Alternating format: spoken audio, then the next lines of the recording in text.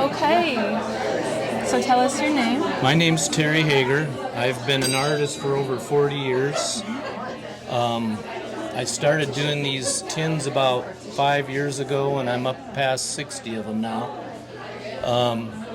This one, titled Night Works, was during the 4th of July. I came into town, saw fireworks going off, so what I like to do is interpret my visual experience and try to present it to an audience that I feel would enjoy it as much as I would, if that makes sense. Absolutely. And I try to use an interesting composition. I love to work with color, and sometimes I punch the colors up to add to the composition. So that's what I'm doing. I always try to communicate that way with my audience. And most of my paintings are landscape right now. And I really enjoyed this. These are British tins, by the way, so they're from Great Britain, because Great Britain does not stamp the lids like the Americans. So they're flat. They're flat. And I have to look for them on eBay or something, and I pay a good price for them. Is the tin your palette as well? Yes, so you're painting directly from yes, the ma'am. base of the tin? That's my palette, and people really enjoy the representational art juxtaposed against the non-representational art, and they love that palette there. And I've sold so many of these pieces. It's a really unique. Yeah, thank you very much. I really enjoy this show. It's very good. Thank you. Thanks, Terry. Yeah. Hi. So tell us your name. My name is Donovan. Donovan Beery, and tell us a little bit about your piece. I started doing watercolor again early this year, maybe a month or two before the call to entries. Yeah. And I hadn't really pinned in a while, so I was just trying to. I do a lot of design work normally, so I was just trying to be expressive and play with color and do some random stuff. This picture itself, I did most of it on Easter, hence the title. Gotcha. It was just the date. Gotcha. And so you're kind of like, are you in the experimenting mode, or what do you want your art to communicate? This one was a lot of experimenting, but I think part of it is my other work is a lot more process driven and data and dealing with communication, so I wanted to deal with more, get away from that for a little bit and deal with just expression. Gotcha. So this is you, finding a balance maybe.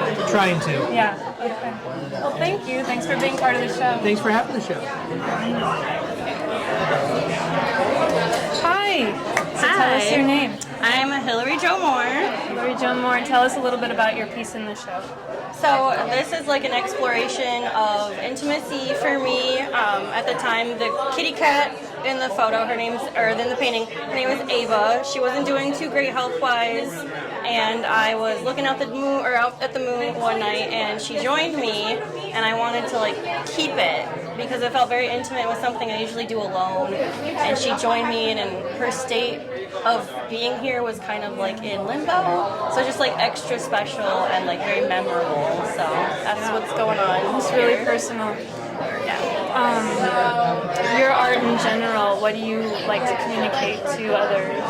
I try to capture how the moment I'm painting feels and convey that to the viewer with like color, sometimes symbolism, and just like repeating themes so that like familiarity kind of grows as you feel and like see all the pieces together. Thank you. Thank you. Hillary. Yeah, thank you. Okay, so tell us your name first of all. Cherine, Bishara. Cherine, thanks for being part of Moon. Thank you for having me. Group exhibition.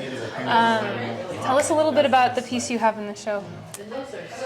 Well, this is a repurposed canvas, so I acquired it from someone who had abandoned it, and there were words on it, and I left the words before starting my painting. Oh. So there, you can kind of see them in there if you get to the right angle, and I decided to leave them. And then for me, blueberries and chestnuts are like my children, so that's always a place of inspiration. But Usually when I start painting, there's some emotional impetus. So I always laugh like, is it heartbreak? Is it brain scrambling? Is it me putting it all back together again? And so this is sort of that. It's like a way of me putting things back together. So a canvas is a space where I can put things back together. Okay. So, and then I play with, the colors or the translucency of the paint on the canvas and just, the actual materials itself. And Excellent. yeah. And your art in general, is there anything that you like to communicate like pretty consistently to others, or is it just kind of depends? It does depend. I mean, I think it's all based on experience. Like usually there's an event or something that like drives like that first initial like desire or compulsion to like make something, right? Like there's a reason for me to process. Yeah. And so that was what drives like the initial production of something. But I mean, sometimes it's a repeated theme. And then in this, it's like the repeated theme, but also a repeated object or image. And Gotcha. That's perfect. Yeah. Thank you. Yeah. You did great. So first, tell us your name. I'm Judith Snyder. Judith. Thanks for being part of MoonRise. I love it. And the group show. Tell us a little bit about this piece that's hanging and the piece in your hand. Well, it actually started with this piece. Okay. I was teaching a pinch pot class and was showing my students how to do this. And so we made some rattles, and then from there I tried this technique, an erosion kind of technique that I had done on another piece several years ago, and thought, oh, that looks kind of like a moon, and let me see what, and then I heard about this show and I thought, okay, maybe I can use this and make some moons. And so this is the third piece in a series. The first two pieces have this erosion technique, and this one I decided to stick with just the prairie theme, and I used the long blue stem, big blue stem grass to make the textures, and then a similar kind of, it's called a terra gelata, which is a very kind of a milky thin clay that you use to cover and buff it. And so I did that with the white, and then put some mason stain to make kind of a gray background for the different phases. The moon phases, Yeah. It's beautiful. Is there anything in general that you, any themes in your art in general, or what you like to communicate to others as like overall, or if anything, or is it more like the process for you, or? Usually, there's no wrong answer. No.